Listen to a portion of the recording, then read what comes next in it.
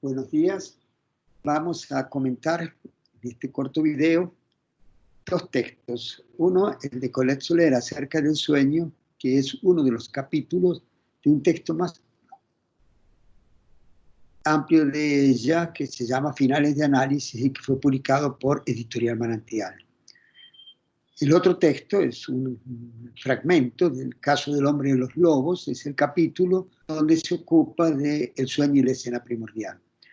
Estos dos textos están abordados juntos porque van a tratar los dos sobre el mismo problema. Colette Soler va a explicar un asunto muy interesante en el psicoanálisis que está muy presente en el sueño del hombre y los lobos, por eso toma este ejemplo, ¿sí? El problema de la relación entre deseo y pulsión, entre el inconsciente y el ello, si se puede decir, que, como les digo, está muy evidente, pero no está nombrado así por Freud en el capítulo este. Entonces, el ejemplo que toma Colette Soler es el sueño del hombre y los lobos. Nos va a permitir esclarecer varias cuestiones sobre la angustia y la fobia. Muy bien, voy a subir a la pantalla los dos textos para poder iniciar el comentario.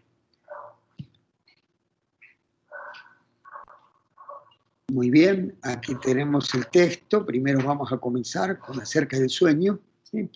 Y el primer punto que quiero, este es el capítulo, el primer punto que quiero comentar es algo que Colette Soler va a referir aquí de entrada, y es hacia la problemática de... A ver, un segundo que busco aquí. Sí, es sobre el uso del sueño en el psicoanálisis, cómo va a introducir la problemática. Y el asunto es el siguiente. Ustedes están viendo en la pantalla el fragmento del texto que voy a comentar para no leerlo. El asunto es el siguiente, que Freud, cuando trabaja el problema de la interpretación de los sueños en su texto de 1900, La interpretación de los sueños, allí va a decir que los sueños mejor interpretados terminan en una bifurcación, si se puede decir, o una multiplicación de caminos que va tomando la significación que no van a ir a aportar nada al contenido del sueño. Entonces dice que este es el punto donde el sueño se conecta con lo no conocido, con lo no sabido, ¿sí? Y es desde ese lugar de lo no sabido donde se va a erigir el deseo como un hongo de su miseria. Así lo dice él. Miren, entonces el lugar de la causa del deseo es el lugar donde el sentido se desvanece, el sentido se pierde. O sea, el lugar de la causa del deseo es el lugar de la falta de significante en el campo del otro, diría Lacan.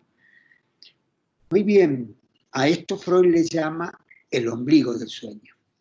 Y está íntimamente ligado con su concepción del sueño. El sueño, dice Freud, es una realización de un deseo sexual infantil reprimido. Y agrega, es una realización disfrazada de un deseo sexual infantil reprimido. Entonces, vamos a ver cómo el deseo que participa en el sueño, y fundamentalmente en el caso del hombre de los lobos al que nos vamos a ocupar, es un deseo intolerable para el hombre, para ese niño de 4 años, y es un deseo que toca con lo sexual reprimido. Entonces están todos los elementos de esa definición de Freud en ese sueño que tiene ese niño a los 4 años, donde una ventana se abre. La noche anterior a Navidad, una ventana se abre y aparecen sobre un nogal 6 o 7 lobos que lo miran fijamente. Esa mirada con tensa atención le produce un profundo sentimiento de angustia y despierta angustiado, buscando a la ñaña, y por un buen momento él sigue pensando que están los lobos allí hasta que cae en cuenta que era un sueño. Hay un signo muy fuerte, dice Freud, de realidad en esa presencia de esa mirada.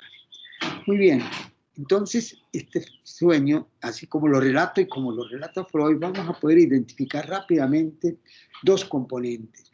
Uno que es toda la parte de la puesta en escena, que son el nogal, los lobos, el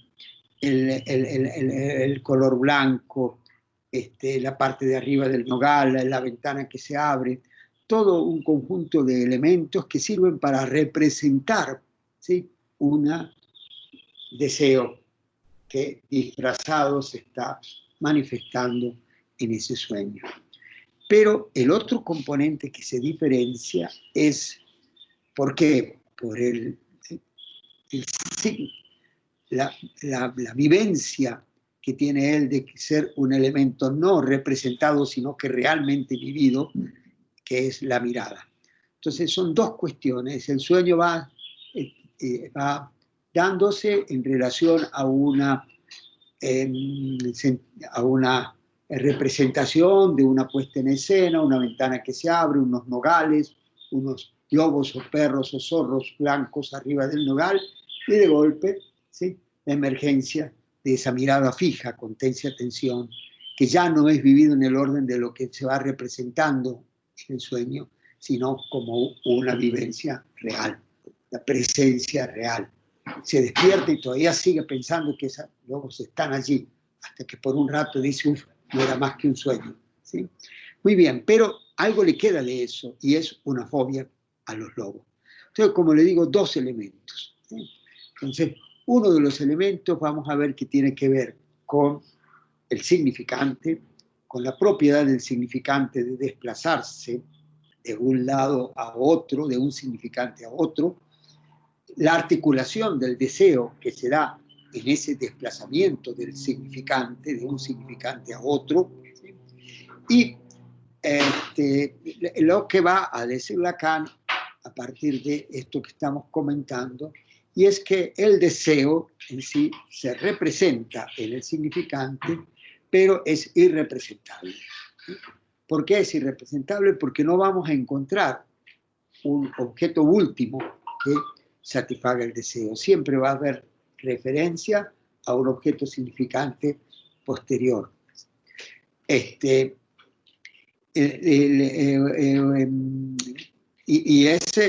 referencia a uno más siempre, que no va a haber uno último, es ese punto, ¿no es cierto?, que vamos a llamar el ombligo del sueño con Freud, y es ese punto donde Lacan escribe significante de la falta en el otro. Muy bien, quiero dar un ejemplo de eso, para que vean cómo es este asunto del deseo, desplazándose de un significante a otro, tratando de aprender el ser de ese objeto al cual se desea, pero eso escapa. Es una cuestión que pasó un día cuando mi hijo era muy pequeño, que me ha preguntado qué es eso, y me muestra una botella de Coca-Cola. Yo le digo, eso es Coca-Cola. ¿Pero qué es? Y digo yo, no, bueno, eso es agua, es colorantes, son algunos saborizantes, ¿sí? ¿Y qué es agua? Yo le digo yo, agua es eso que sale de la canilla. No, ¿pero qué es? Bueno, el agua está compuesta de oxígeno más hidrógeno. ¿Y qué es oxígeno? De lo que respiramos, no, pero ¿qué es? Bueno, es un gas. ¿Y qué es un gas? Bueno, y así podría llevarme al infinito. Lo primero que él descubre, y que yo descubro en esa forma de interrogar que tienen los niños, es que cuando yo dije Coca-Cola, no sabía lo que estaba diciendo, solamente estaba refiriéndome a un significante, a una palabra que hemos acordado los sujetos para nombrar a eso Coca-Cola. Pero esa palabra, como lo demuestra el interrogatorio, no captura, no toma al ser de lo que es Coca-Cola. ¿Sí? Lo mismo pasa si a mí me preguntan quién es usted. Yo no solamente puedo responder por los significantes a través de los cuales yo me represento, pero esos significantes ninguno toca al ser del sujeto. Por ejemplo, preguntan quién soy, yo digo soy Oscar Muñiz, no pregunto el nombre, le pregunto quién es. Y bueno, soy profesor, no le pregunto su trabajo, ¿quién es? Bueno, soy hijo, no le pregunto hijo de quién, le pregunto quién es. O sea, van a ver ustedes que no hay forma de nombrar al ser, ¿sí? El ser y el objeto escapan, ¿sí? Entonces a eso le va a llamar Lacan falta en ser efecto del significante sobre el viviente. ¿Sí? Cuando el sujeto se constituye representado por un significante para otro significante, y lo que produce como efecto este nacimiento del sujeto representado en un significante son dos que después vamos a ver cuando nos ocupemos de, o que ya vimos, mejor dicho, cuando nos ocupamos de qué es la madre, ¿no es cierto?, como potencia simbólica y como lugar donde el niño encuentra los objetos de la pulsión. Potencia simbólica y pulsional. Y que hemos dicho que tiene origen madre constituida de esta manera por el hecho de que el grito, expresión de la necesidad, pasa por el molino de la madre, de las palabras de la madre. Pero no vamos a volver sobre eso. En todo caso, tenemos entonces este componente, el componente del deseo, que, tal como lo dice Colette Soler aquí, en la página está 74, donde les estoy señalando, ella va a decir que, dice, por tanto, la cura le interesa la metáfora del sueño solo si tiene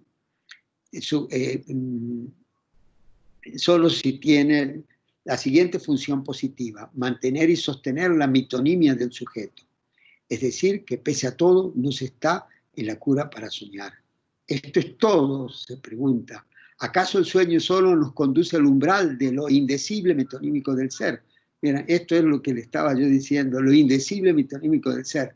Tanto, indecible tanto del ser del sujeto como del ser del objeto que causa el deseo.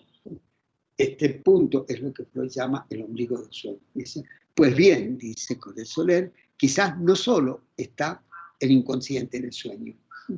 Y va a pasar en la página 78 a decir que en el sueño entonces, y fundamentalmente en los sueños de angustia, y vamos a tomar como ejemplo el del hombre de los lobos, dice que Freud evoca lo que llama el ombligo del sueño. Ya hemos dicho que es eso.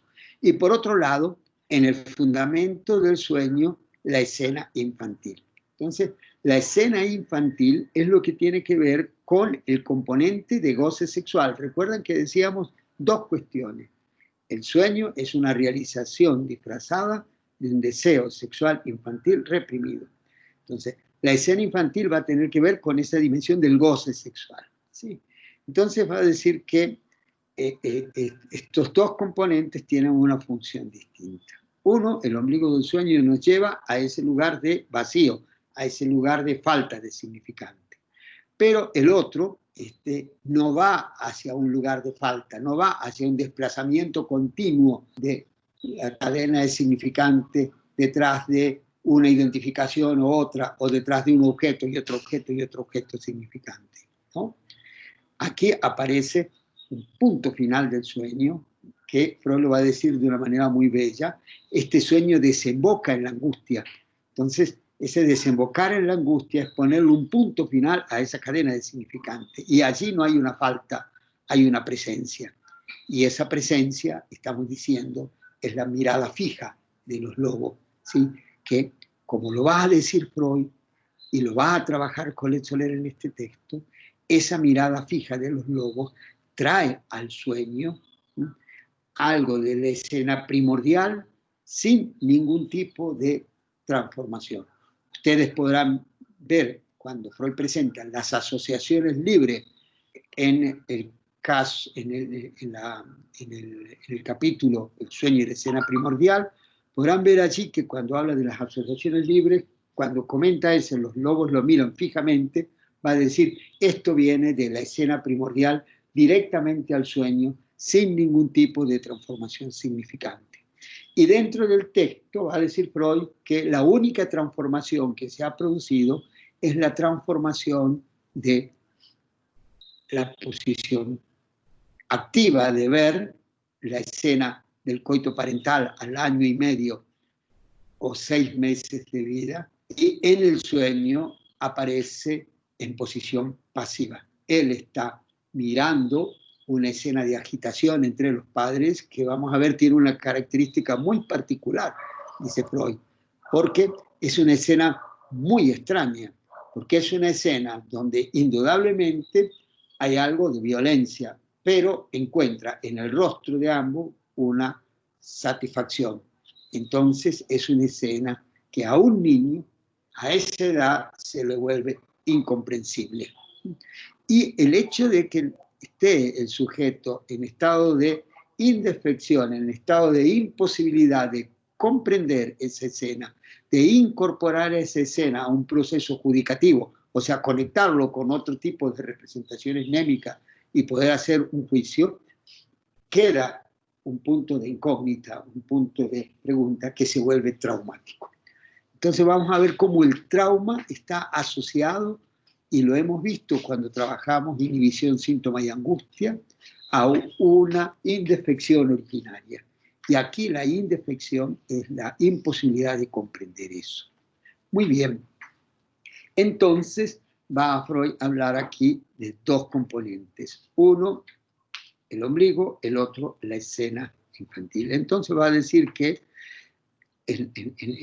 voy a leer este apartado aquí, donde dice: dejo en suspenso por ahora el problema de saber si ese punto de silencio del significante, o sea, el del ombligo del sueño, no es precisamente el punto de inserción de la pulsión en el sueño, para destacar la distancia que existe entre reconocer ese ombligo y afirmar la latencia en el sueño de la escena infantil.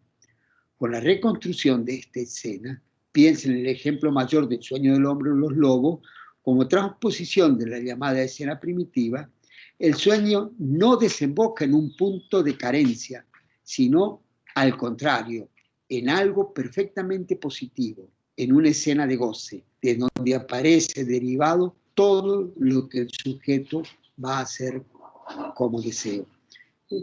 Miren el punto. Esta fijación a esa escena de goce, y ya vamos a ver cómo se da, de allí va a derivar todo lo que el sujeto va a hacer como deseo. O sea, yo no va a ser un deseante en general que desea un carro, luego otro carro, luego una casa, luego una mujer, luego otra mujer, luego esto. No, va a tener el sujeto todos estos deseos, pero todos van a estar marcados por un modo singular de gozar, ¿sí? Que va a determinar el modo particular de desear, o más bien el modo singular de desear de ese sujeto. Y bien, podemos identificar en el hombre de los lobos ciertos rasgos singulares que se repiten durante toda la vida.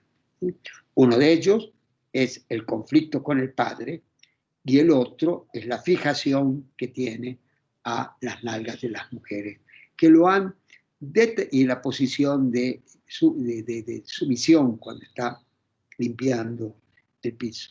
Muy bien, aquí vamos a encontrar, ¿no es cierto?, un punto de fijación. Entonces, vamos al final de este texto para poder avanzar en el asunto. Entonces va a decir, al final del texto, va a decir que aquí, en estas dos cuestiones, se juegan, dice, de este modo, el binario inconsciente y el eso, cuya importancia en la enseñanza de Lacan tuvo el mérito de destacar Jacques Miller, viene a esclarecer la función del sueño, que si presenta la pregunta del sujeto, o sea, cuando se presenta en el sueño la pregunta del sujeto, cuando el sujeto pregunta, ¿no es cierto?, ¿qué me quiere el otro? ¿Qué soy para el otro? ¿Qué soy como el sujeto del deseo? Es un enigma. Pero dice también puede incluir la respuesta en cuanto a su ser. ¿Y dónde encontramos la respuesta en cuanto al ser de goce de ese sujeto, que lo fija como un modo de deseante singular? La encontramos precisamente en el punto de angustia, en la emergencia de esa mirada que no es más que el retorno de algo de la escena primordial sin ninguna modificación al sueño, ¿sí?, produciendo una angustia que causa la represión de un deseo. ¿Cuál es el deseo?, dice Freud en el texto de la escena primordial. El deseo que se reprime es el deseo de ser amado por el Padre. Ya voy a pasar a un corto comentario sobre eso. ¿sí? Porque ya el tiempo se nos está acabando. Entonces dice la respuesta a su ser. Y designar sin metáfora, pero en el centro de la metáfora, el punto que deriva toda la metonimia, el referente que no es del orden del mensaje, que no obedece a ninguna dialéctica y que estrictamente puede presentarse en un marco. Entonces el marco es la ventana que se abre, los lobos, toda la puesta en escena de la representación del deseo. Y lo que se presenta como un punto fijo que retorna sin ninguna modificación, ¿sí? Que tiene que ver con la fijación al goce pulsional, es eso que viene de la escena primordial del sueño, por fuera de toda metonimia, de toda metáfora, de toda modificación significante, pero detiene la metonimia del sujeto, porque lo fija en un modo particular de gozar. Entonces, todo ese marco significante donde el sujeto se realiza tiene que ver con el inconsciente como lenguaje. En cambio, eso que retorna del gozo de la pulsión tiene que ver con el helio, ¿sí? Una articulación de estos dos campos. Pero pasemos al hombre de los lobos para ver algo un punto muy específico, ¿no es cierto? Voy a ir a comentar este párrafo, ¿sí? Que está en el texto de Freud sobre la escena primordial, en la página 35.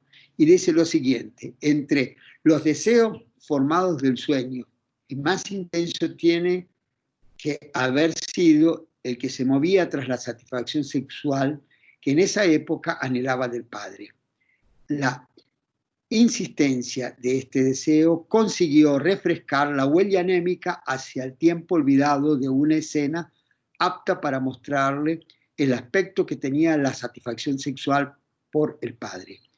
Y el resultado fue terror, pavor ante el cumplimiento de ese deseo, represión, esfuerzo de desalojo de las emociones que se habían figurado mediante ese deseo, y por eso huía del padre, refugiándose en la haya no peligrosa. Entonces, con este párrafo nos comenta lo que acabamos de decir. Hay una noche de Navidad, espera el niño 2 regalos del padre, desea ser amado por el padre. Este niño ya ha entrado en la fase fálica, o sea, ya ha tenido una cierta hallazgo de una emergencia en el cuerpo, de un modo de satisfacción ligado al órgano genital infantil, y el deseo de ser amado por el padre ya toma el carácter, ¿no es cierto?, de genital, y lleva por acción retardada a resignificar la escena primordial, la escena en que el niño vio cómo se satisfacía el padre, y él es puesto en esa posición entonces en la realización de ese deseo aparentemente inocente, pero por conectarse a la escena primordial lo lleva a la posición pasiva, castración. Entonces es reprimido ese deseo de ser amado por el padre, esa posición homosexual, dice Freud, al padre, y esto retorna bajo la forma de fobia al lobo, o sea, la angustia de los lobos. O sea, la angustia que supone el inconsciente lenguaje, porque los lobos, porque supone la deformación del padre por el lobo, pero lo que retorna en la mirada es idéntico de la escena primordial a la escena del sueño.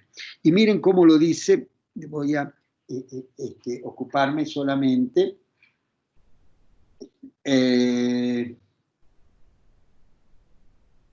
de comentar, esta es la página, segundo,